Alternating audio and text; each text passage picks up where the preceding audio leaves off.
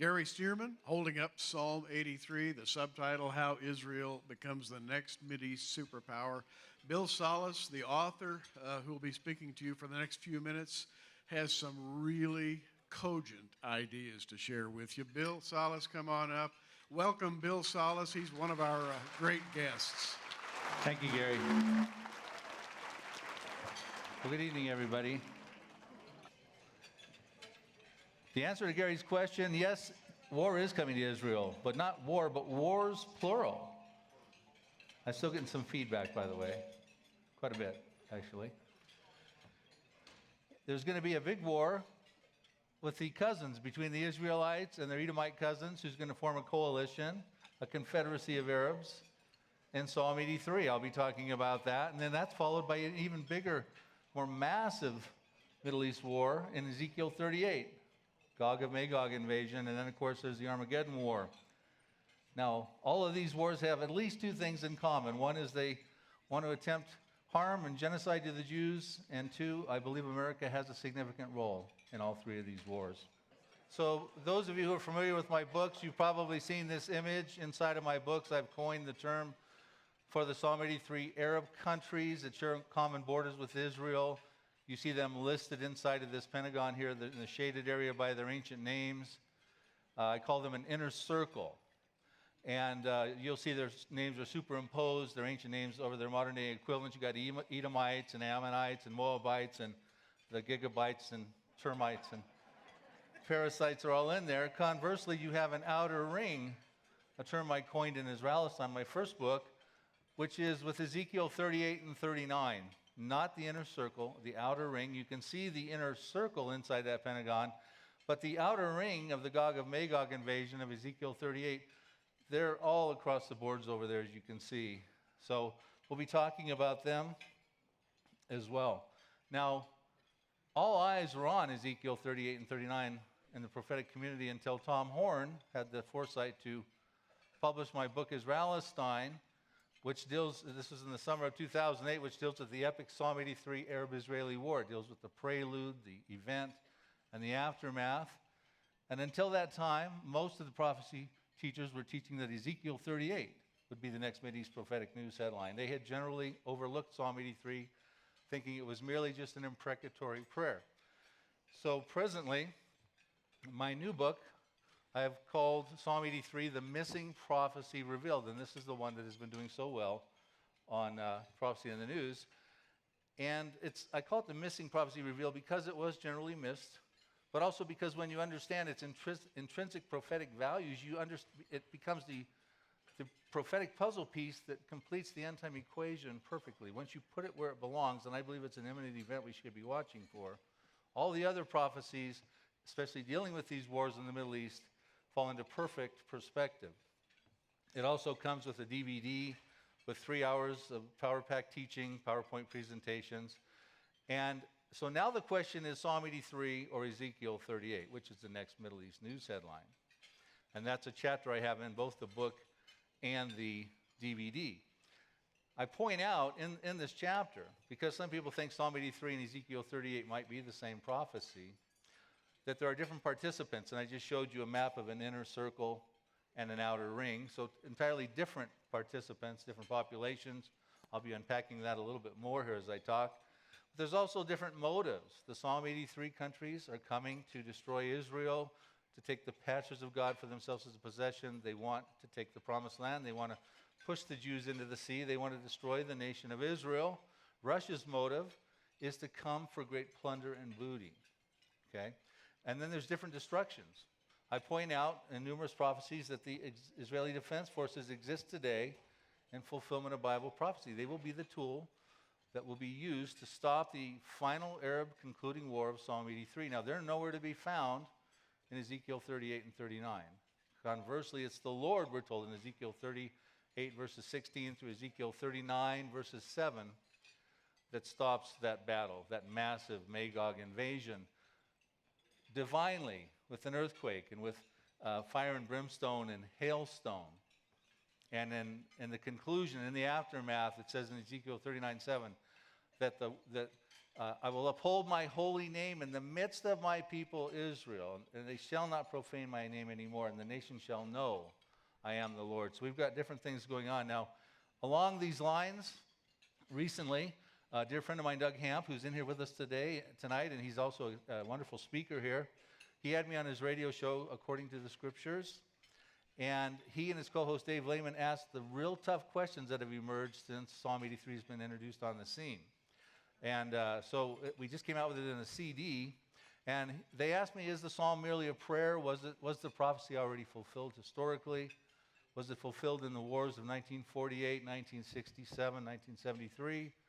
Is it part of Ezekiel 38, or is it part of Armageddon? And I think you'll be fascinated by my answers, and I think you'll agree with me that I've put to rest all these objections and concerns about it. But you'll have to make that decision on yourself. So we invite you to go out to the table and pick up that CD audio. Now, here's another map of Ezekiel 38, the belligerents involved in that. Compliments of Koinonia House. Chuck Missler drew this map, his people.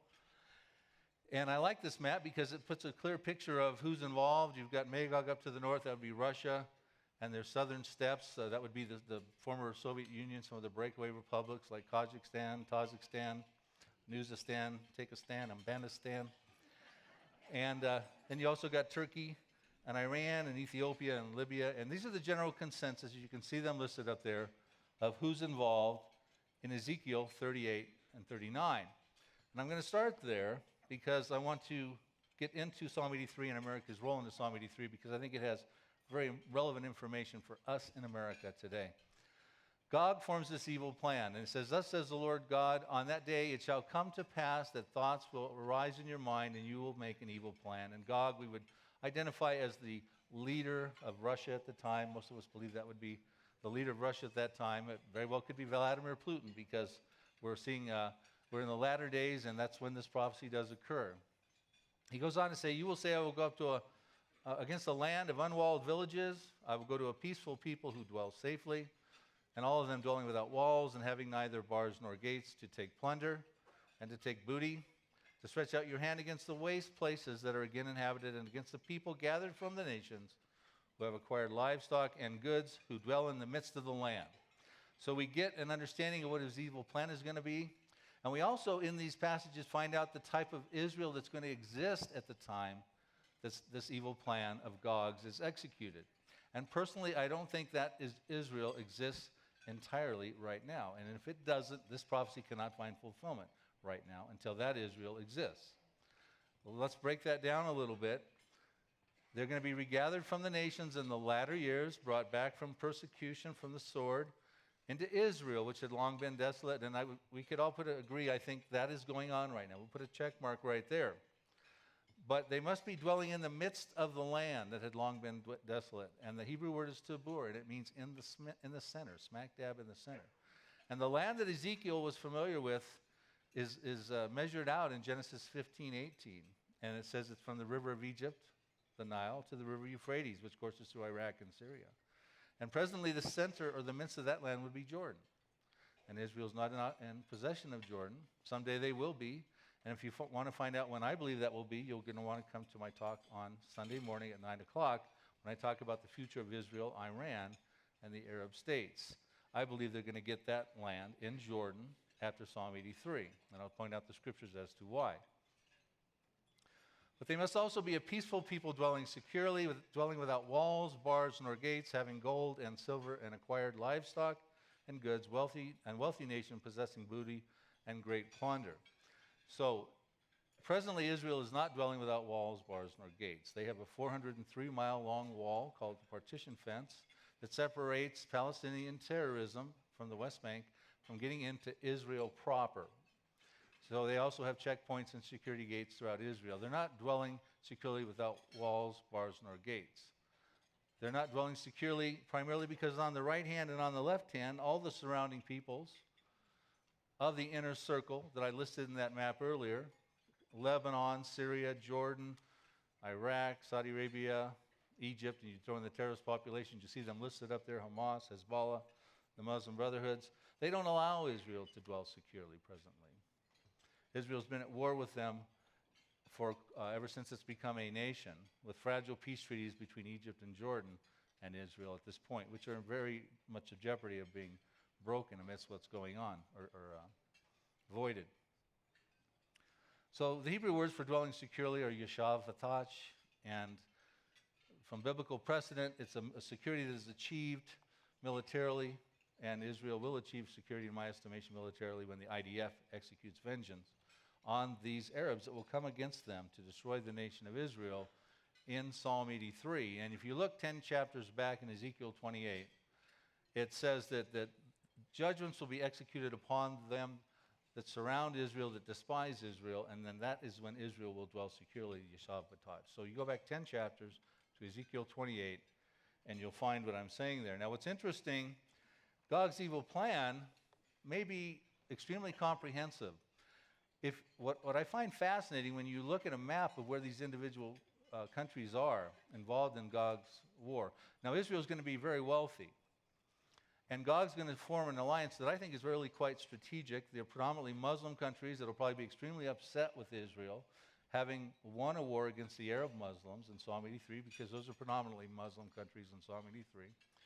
And it looks like Israel's going to have difficulty amidst Gog's evil plan of getting commerce out into world markets. Remember, they're going to be quite wealthy because Gog's coming after plunder and great booty.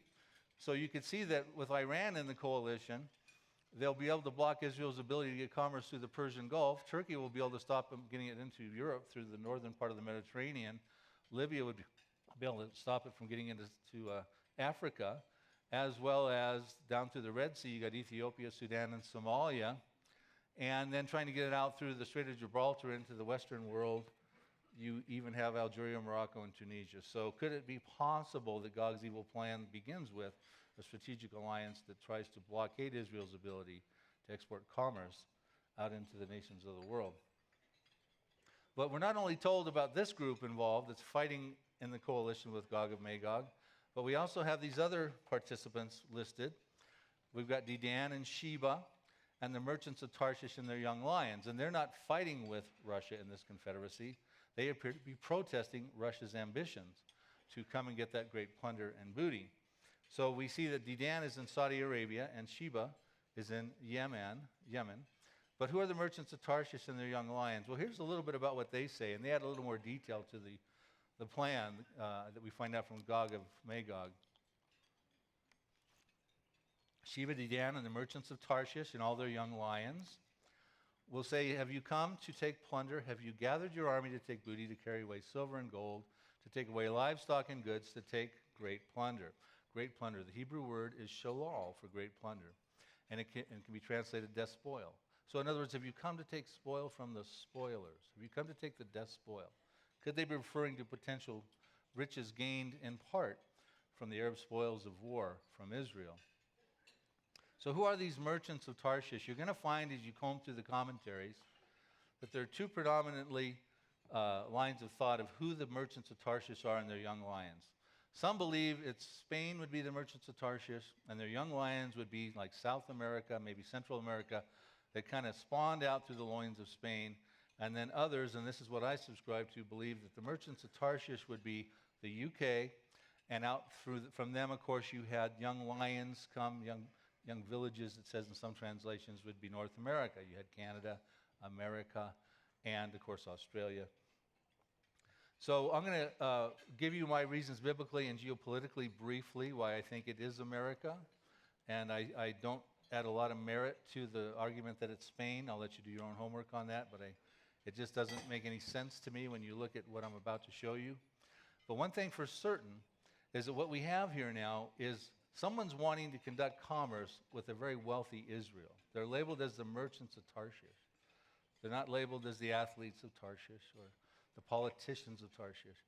And the Hebrew word is sakar, and it means commercial, customer, merchants, traders, traffickers, that sort of thing in the Hebrew.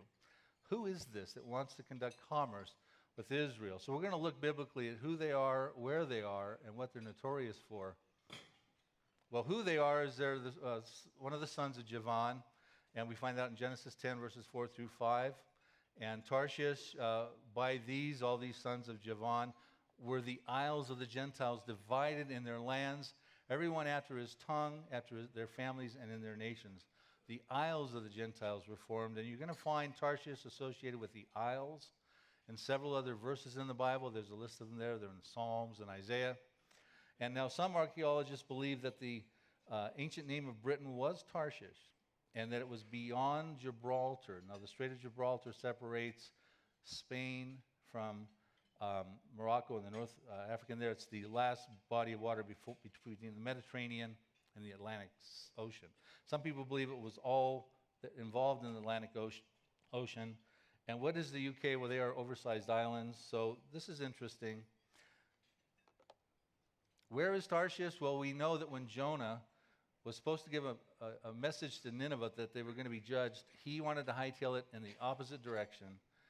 And, of course, he went back. He got swallowed in the belly of a whale, and he did go back to Nineveh. But we're told in Jonah 1:3 that he boarded a ship in the port of Joppa and headed toward Tarshish.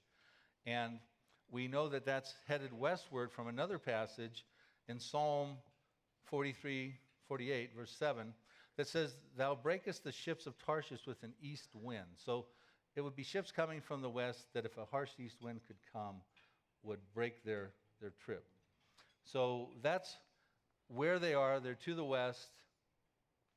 What was Tarshish notorious for? They had vast wealth. We're told here in Ezekiel 27, verse 12, that Tarshish was thy, and he's referring to Tyre, which is in Lebanon, merchant by reason of the multitude of all kinds of riches and silver and iron and tin and lead. They traded in thy affairs. And also they had advanced ships to be able to carry that vast wealth long distances. And you see that in Ezekiel 27. The ships of Tarshish did sing of thee in thy market, and thou was replenished and made very glorious in the midst of the seas. And you'll see merchants, the theme of merchants in Tarshish 7 times in the Bible, and these advanced ships 11 times in the Bible as well. So biblically, to me, it favors the UK. Let's look geopolitically now. The Ezekiel 38 prophecy occurs in the last days, and we're in the last days, folks. Who thinks we're living in the last days presently? Okay. Now, when I ask that question at most churches, 20% of the hands go up. I think we had 100% here, so that's why you're at a prophecy conference. Now, what has been going on since Israel became a nation in the Middle East? Well, after World War I, the Ottoman Empire was dismantled, and Britain and France was given dominion over the area. And subsequently, you see France was involved with sovereignty over what is now Syria and Lebanon, and Tarshish, if you will, or Britain, was involved with sovereignty over which is now Iraq and Jordan and Israel. So we see that Britain was involved in this, but where is Spain? There's no Spain. There's France, and there's Britain. And by the way, Spain is almost bankrupt. According to the International Monetary Fund, this last May, they announced that Spain is on the verge of bankruptcy. Well, so I think that argues geopolitically for a latter-day involvement with Tarshish being the UK. Now, what about their young lions? Has South America been involved in brokering any peace deals between the Arabs and the Jews? No, but the young lions of America have. We are actively involved in the past and presently still. Here's a picture of Carter with Sadat and Menachem Begum involved in that treaty in 1979 in Camp David with Egypt and Israel. And you see another one here with Clinton and King Hussein I and Rabin with that treaty for Jordan. So I think the general thing that we've got going here is America is probably involved in Ezekiel 38 and 39, but the involvement is concerning. We don't seem to be fighting with Russia, thank God, but we don't seem to be fighting with Israel either, because it's the Lord who stops that war, right? I just shared that with you. It's not America that stops that war, that defeats the Russian invaders. I believe it happens after Psalm 83 as well, but I think it might also happen after the rapture. Now, I'm not going to set dates on the rapture. I am a pre-trib rapture believer. I believe Jesus is coming before the tribulation. I'm so pre-trib, I don't even buy Post Toasties. And I get goosebumps at the sound of a trumpet. But just imagine if it is after the rapture, because remember, this is about God upholding his holy name in the midst of his people Israel. The church really doesn't have to be there for that. Let's say Psalm 83 has happened. I'm going to speculate for a moment. Russia will have no problem forming a coalition of Muslim countries. Now, Russia's not Muslim, but the other populations are, that are very upset with Israel because they would have just defeated the Arab Muslims and probably expanded into some of their lands. And now the church is gone, and if that's the rapture, so now a lot of America's in trouble because a lot of Christians will be gone. So a lot of Christians will be gone in the UK as well, merchants of Tarshish and their young lions. And now the Muslim armies, of course, they won't be compromised at all because no Muslims are going to be raptured, folks. I mean, they worship Allah. Jesus is coming for those that worship him, his bride. So you could see that Russia would have if this scenario plays out, a very formidable offensive here with vast Muslim armies that are not affected by the rapture, and the West could do very little about that after the rapture. Now, I'm speculating there, but we do appear to be protesters, and I do believe this is after Psalm 83, and it is possible that Ezekiel 38 happens after the rapture. So the America in that scenario could be an entirely different America. Now I want to move our attention to Psalm 83, inside of the Confederacy of Psalm 83. Listed first are the tents of Edom, the Edomites. Edomites were descended from Esau. Esau was the twin brother of Jacob. Jacob later became called Israel in Genesis 32, verses 28. And the Edomites we find connected with Esau in Genesis 36. In the prophecy, they're listed as the tents of Edom, a habitation condition. And they're listed first, which means it tends to banner their plight. They became living in tents after the first war in 1948, the Arab-Israeli War. You had the Palestinian refugees. There's a picture of them, and Edomites today have ethnical representation inside of the Palestinian refugees, and I point that out in my Psalm 83 book. Now, this is what they were in 1948. Now, this is what they want today. They want their own state. That's Mahmoud Abbas, and he went to the United Nations at the end of last year and tried to achieve non-member state status, and he got it. So now he's on even keel with the Vatican. But so this is what they want, folks. So we're going to take a moment here now and turn our attention to Psalm 83. It opens with, "Do not keep silent, O God. Do not hold your peace and not be still, O God." Now, it was written by Asaph 3,000 years ago, who was a prophet. We're told in 2 Chronicles 29:30 that he was a beholder of vision, a chozah, a seer is what it says in there. And that means he's a prophet. And he says, "Do not keep silent." And this fascinates me because we're told in Amos 3:7, "Surely the Lord God does nothing unless he reveals his secret to his servants, the prophets." And it's interesting, the Lord isn't keeping silent about Psalm 83. You're hearing about it tonight. Millions of people across the world have now heard about it. Hal Lindsey's teaching about it. Chuck Missler's teaching about it. Many of the speakers here are teaching about it. And if you do a Google search right now under the Psalm 83 War or the Psalm 83 Prophecy, you're going to see that you'll find well over a couple million hits combined. Now, this was not the case in 2008 when I released my book, Israelistine. You could barely find anything under these searches. And I know because it was very difficult to find information on Psalm 83. That's why it took me 11 years of research to come out with my books now on this topic. So he goes on to say, "For behold, your enemies make a tumult, and those who hate you have lifted up their head. They have taken crafty counsel against your people and consulted together against your sheltered ones. They have said, 'Come and let us cut them off from being a nation, that the name of Israel may be remembered no more. For they have consulted together with one consent. They form a confederacy against you.'" It is a confederacy. "They want to come together to destroy the nation of Israel. They consult together. They form a devious plan. They want to push the Jews into the sea. They want to have a Palestinian state if this is to find application in our time." He goes on to list who they are. I've showed you some maps on it by their ancient names, the Edomites and Ammonites, and their modern-day equivalents. We showed you that map as well. This is the group specific to Psalm 83. They're going to want to come together to cut the nation of Israel off. It's going to be a war, and it says in verse 12, they want to take for themselves the pastures of God for their possession. They don't want peace for the Jews, in my estimation, folks. They don't want a two-state solution. They want peace without the Jews. They want one more Arab state, and they want to fly the flag of Palestine over it. That's what I think you're watching, and so keep your eye on that. Now, Psalm 83 is going to occur. One morning you're going to wake up, missiles are going to be flying, and you're going to slap yourself on the forehead and go, oh my goodness, this could be Psalm 83. But you shouldn't be surprised, because Psalm 83 to me is a prophecy in process. We've been seeing this hatred of the Arabs toward the Jews since Israel became a nation. They've been fighting wars against the Jews, some of the very populations I just showed you on the maps. And America has a very significant role because of the power we possess right now.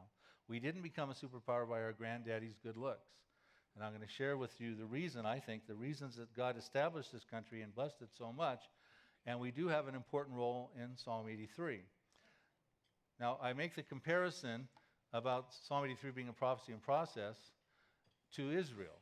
One day, May 14th, 1948, the world woke up and there was an Israel.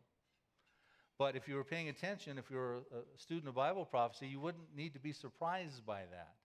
There were clues over the prior 50 years that God was going to rebirth the nation of Israel in fulfillment of numerous Bible prophecies. And at the time, the British Empire, 50 years back, before 1948, was emerging as a superpower. So I'm going to make the comparison of the British Empire's responsibility to the rebirthing of the nation Israel, which was a prophecy in process, to America's role, to the fulfillment of Psalm 83. The first clue that Israel was going to become a nation was when Theodor Herzl, considered the father of Zionism, wrote his book in 1897 called Der Judenstaat, which stands for the Jewish state in German. In 1897, he hosted a congress, the first Zionistic Congress in Basel, and he had Jewish leaders from various parts of the world come together in Basel. And his book, he introduced his book and talked at that time, and the theme was anti-Semitism is going to arise and get tougher and stronger in Europe, and we need to have a homeland to get away from it back in our ancient homeland, and that was the Zionistic movement starting way back then. And he was absolutely right. History showed it. Jews came in harm's way in World War I, and especially in World War II. But he said something interesting in his diary at that time. He said, at Basel, I founded the Jewish state. If I had said this out loud today, I would be answered by universal laughter. If not in 5 years, certainly in 50, everyone will know it. Now, do you realize 50 years later, the United Nations approved Resolution 181, which called for the reestablishment of the Jewish state, 50 years after he had written this. That was your first clue that Israel was going to become a nation. If you were paying attention, and you saw that the Jews, after being set out in the nations of the world for so long, are now coming together wanting to come back to their homeland, and you know God was going to reestablish the nation of Israel someday, that should have caught your attention back then. The second clue, World War I. Germany hooked up with Austria and Hungary, and the Ottoman Empire joined them, and they fought against the Central Powers of Britain and France and Russia, and they lost. And Lord Balfour of the UK, he came forward with a declaration. And here's some verbiage from that declaration. It says, His Majesty's government view with favor the establishment in Palestine of a national home for the Jewish people. This is in 1917. That was what it was called back then, Palestine. It achieved that name in 135 AD. So now we see that the British Empire, and I showed you a map, that they had control over that area, and France had control now after this war over Syria and Lebanon. They were calling for a Jewish state. And this is what that state was to consist of. It was to consist of modern-day Jordan and Israel, much larger than the Jewish state today, and much more in line with the land that was granted to Abraham in Genesis 15:18. The San Remo Conference in 1920, it was legislated that that was supposed to happen. But you know what, folks? The UK didn't do that. They did not execute on that, and there was no Jewish state implemented. Now, at the time, the British Empire, there was a saying in the 1910s, 1920s, that the sun never sets on the British Empire. And here's a map of all the areas that the British Empire had control over, sovereignty over. There was, by 1922, 458 million people were under British rule. That's about a fifth of the world's population at that time. Over 13 million square miles were controlled by the British Empire. Literally, the sun would rise in the east and would set on the west, and the British Empire would never set on it. That was about a quarter of the world's landmass at that time. Now, to explain what went wrong with the British Empire, I want to just introduce you quickly to how God relates to the nations, so you can see the purposes of the UK, but also, more importantly, the purposes for our country. God establishes nations and defines their boundaries, and we're told that in Acts 17:26, that God made from one every nation of mankind, having determined their appointed times and the boundaries of their habitation. So he establishes the nations, defines their boundaries, and he determines when a nation will cease to exist. And God has a purpose for each nation, both general and specific. God blesses and disciplines nations in accordance with their obedience to him and their treatment of the Jewish people. Many of you are probably familiar with Genesis chapter 12, verses 2 and 3, where God said, I will make Abraham a great nation, I will bless you. And he says, I will bless those who bless you, Abraham, and I will curse those who curse you. And that goes on through Abraham, his son Isaac, his grandson Jacob, his great-grandson, the 12 tribes of Israel, and finds application today in the nation of Israel. How we treat Abraham and his descendants is how we are treated back. If we are bless them, we'll be blessed. If we curse them, we'll be cursed. This is still God's foreign policy. It's still intact. And lastly, God holds nations in contempt because of their pride and rebellion and because they serve as idols. Now, the UK did not execute on their their role. God gave them the authority. He gave them the power. They became a superpower. God knew it was no easy undertaking to rebirth the nation of Israel. He blessed the UK. The sun never used to set on it. And they did not do what they were supposed to do. And so in that process, he subjected the Jews to the Holocaust. In World War II, and 6 million Jews, as you know, lost their lives. And ultimately, Israel becomes a nation. It was a process. The first clue was Theodor Herzl's Zionistic movement. The second clue was World War I. The third clue was World War II. And in 1947, the partition plan, Israel gets what's called that small little notch of land that they occupy presently. And of course, you see at the time, the purple, they were going to have an Arab state as well, but the Arabs rejected that. And in 1967, Israel took over that land, and that's a controversial land presently. So the world woke up, and certainly enough, there was in Israel, but they should not have been caught off guard. The sun used to never set on the British Empire in 1920, but by 1990, the sun always sets on the British Empire. It lost its ability to have the superpower status that it once had. Now, how does that relate to us? Now, presently, the UK has got about 63 million people. That's about 14% of what they had in 1920 that they have governance over. It consists of about 94,000 square miles, which is about 7.5% of what it controlled 70 years prior. So, big drop in the blessings of the Lord. We're going to wake up. Psalm 83 is going to happen. They're going to want to wipe Israel off the map. We shouldn't be caught off guard of this. They're going to want to fly the flag of Palestine over there. This should not be shocking news. We have a process developing in 1948. We already saw this hatred emerging as they came and fought against Israel in the Arab-Israeli war. The tents of Edom became a reality in the aftermath, the Palestinian refugees. We had the Six-Day War in 1967, the same kind of hatred. Egypt, Syria, and Jordan involved in Psalm 83, involved in that war. 1973, the Yom Kippur War. We have been seeing the stage set for Psalm 83 since Israel became a nation over 65 years ago. So how does that apply to the United States, which is now emerged as a superpower in replace of the UK? As the British Empire declined, we emerged. And again, we didn't become a superpower because of our granddaddy's good looks.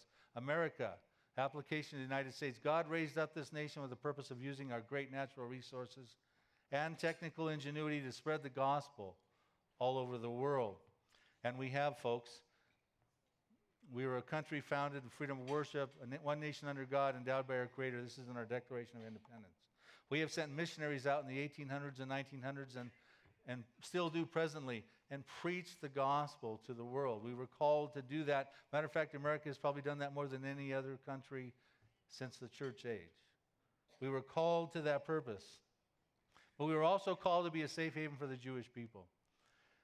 The very first Jew came over here, although some of us think Christopher Columbus was a Jew, but that's another study. But 1649, we had Jews coming over. Solomon Franco, the first Jew. 1830, 15,000 Jews in Charleston. 1880, 250,000. And you can see in 2011, we had about 5 million Jews in this country presently. recently surpassed by Israel. We think there's about 6 million there now. But to attest to this, the nearest closest country with a large Jewish population is France, and they've only got about 483,500. So we were clearly called to be a safe haven for the Jewish people. He even gave us the blessing of serving as the key nation and the rebirthing and nurturing of the nation of Israel. We had a world leader at the time, Harry S. Truman, who was a strong Israel advocate. He was one of the main leaders that got UN Resolution 180 when the partition plan approved. You see a picture of him with the first president of Israel, Chaim Weizmann, and Chaim gave him the traditional gift, which was the Torah. And Harry S. Truman said, I always wanted one of those. And as we fulfilled his purposes, he poured out blessings upon us, blessings like an unparalleled freedom and prosperity and immense power and worldwide influence. But in the 21st century, folks, this is where we come up to speed right now.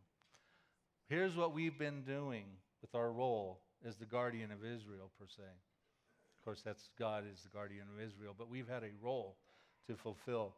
Here's Bill Clinton attempting a land for peace deal, trying to give Arabs God's land so that they won't try to destroy the nation of Israel. 2000, George Bush, same thing in 2003, the Bush Roadmap Plan, trying to give the promised land, two-state solution for peace with the Arabs.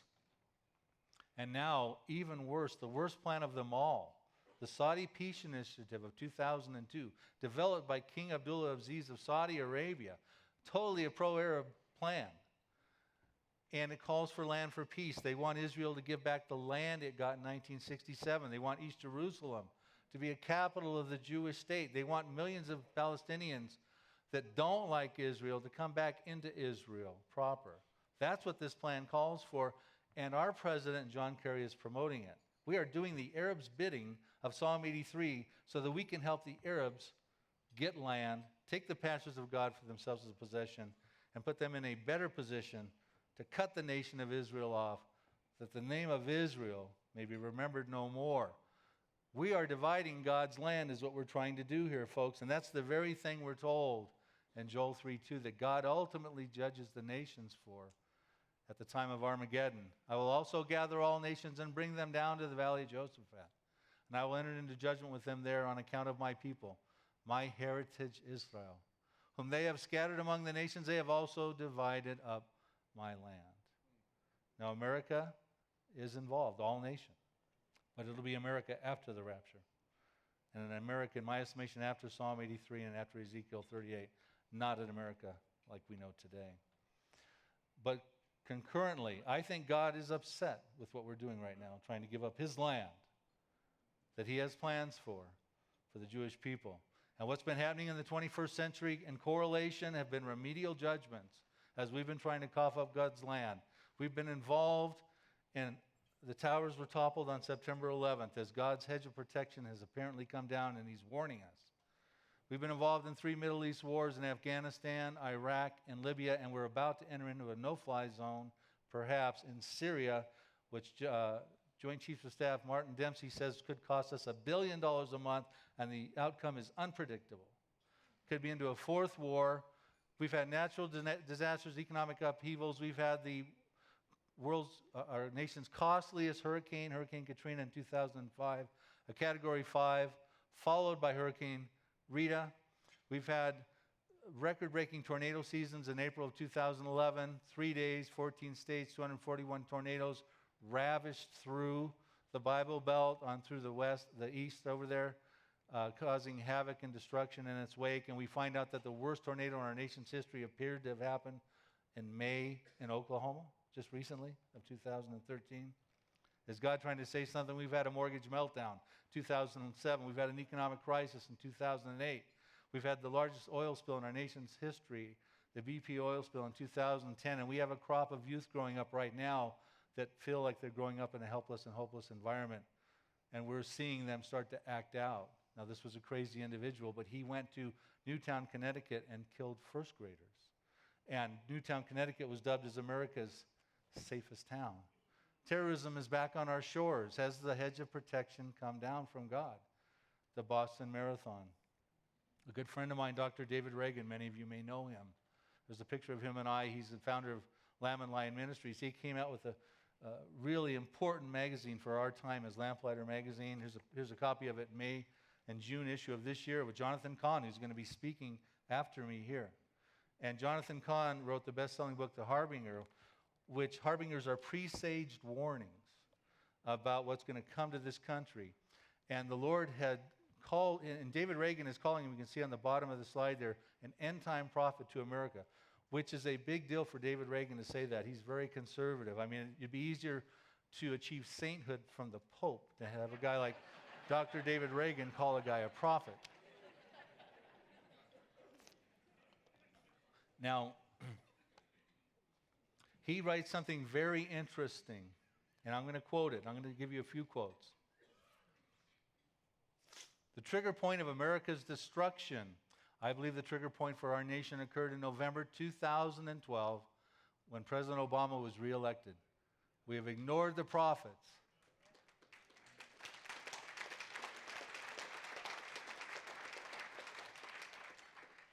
And the remedial judgments. God has responded by giving us the kind of leader we deserve. He goes on to say, we are now positioned to be delivered from judgment to destruction. Could that be? To destruction. Well, I just showed you some remedial judgments that correlate with us trying to cough up God's land for an elusive two-state solution. What about the prophets? Well, Jonathan Cahn's got the best-selling book out there. He's warning this country.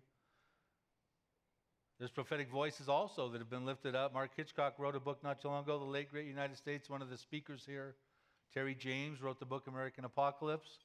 And Joe Rosenberg recently came out with a book called Implosion. And I've got some good news and bad news because I've read these books. The good news is they all come up with a general consensus. The bad news is that's not good news for this country. Look at the names of these books. These are not sugar and spice and everything nice. This is an apocalypse. Terry James, the country's going to implode. Joe Rosenberg, the late great United States. It was once great, but now it's a late great United States. They believe America is under judgment.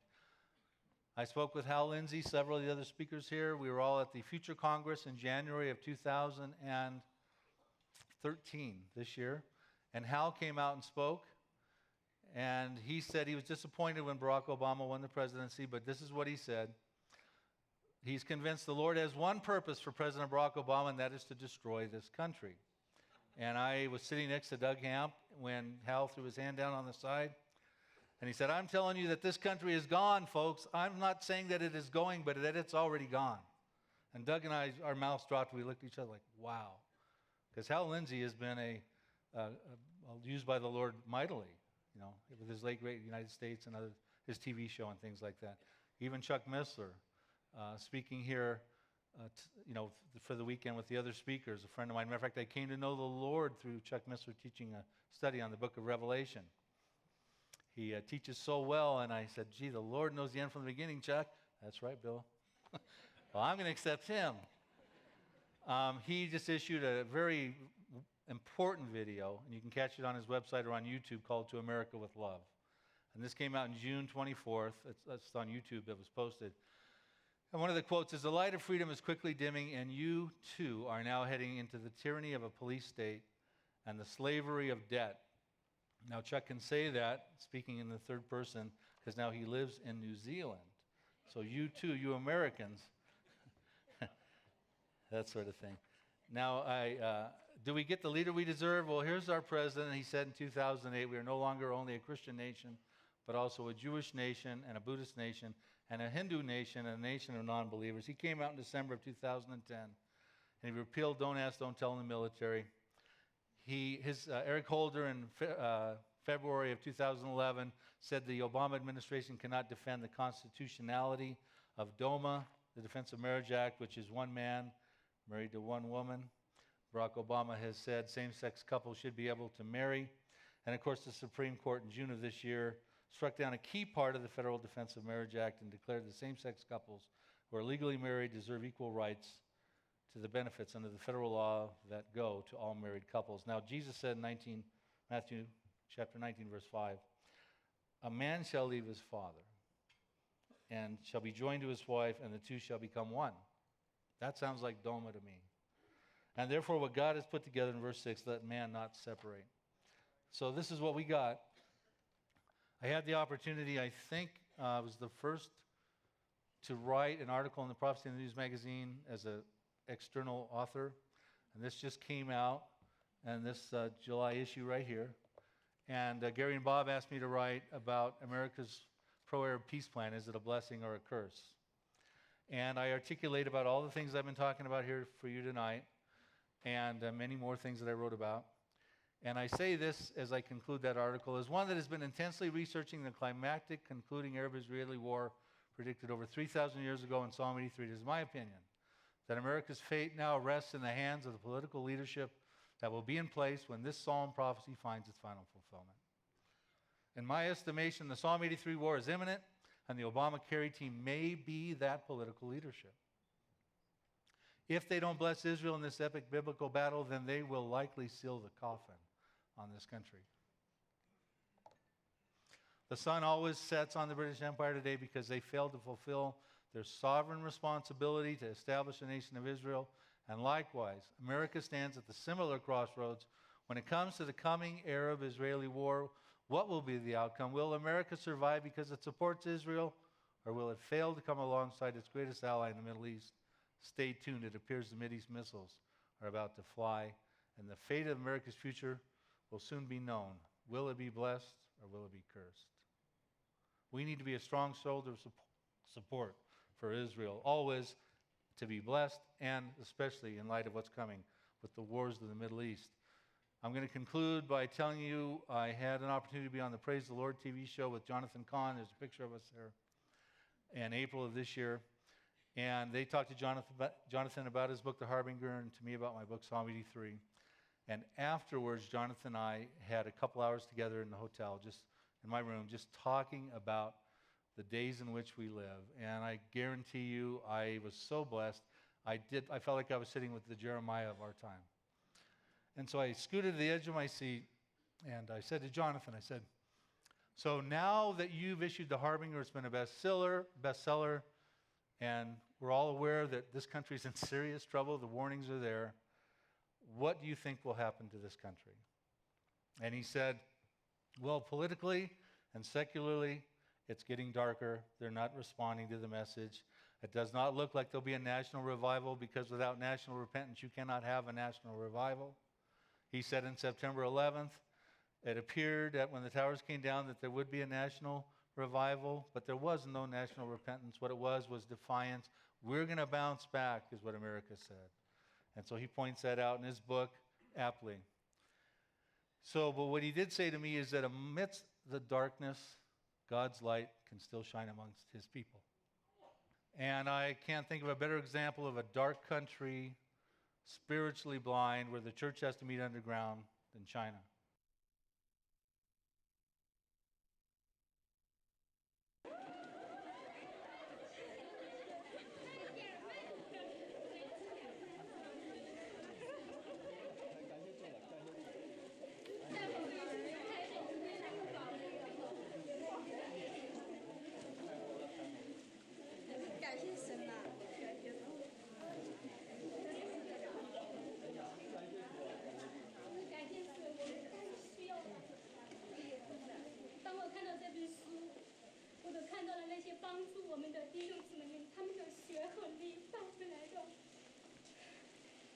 这是我们教会这个时候最需要的，真是我们最需要的时候。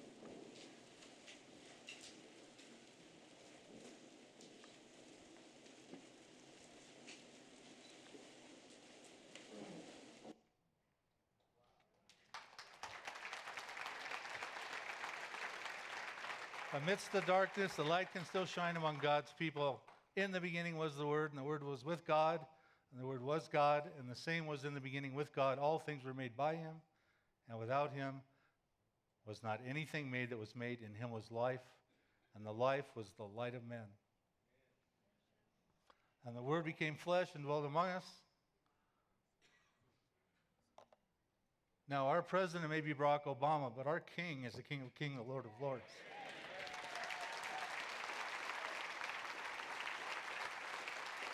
And our country is America, but our kingdom is the kingdom of God. And it's still advancing amidst the darkness, and China is an example. So as I conclude, I want to leave you with this exhortation. Christ in you is the hope of glory, and you are the light. And if we are to bring a change, it has to start with us. So I would say, let your light so shine before men that they may see your good works and glorify your Father.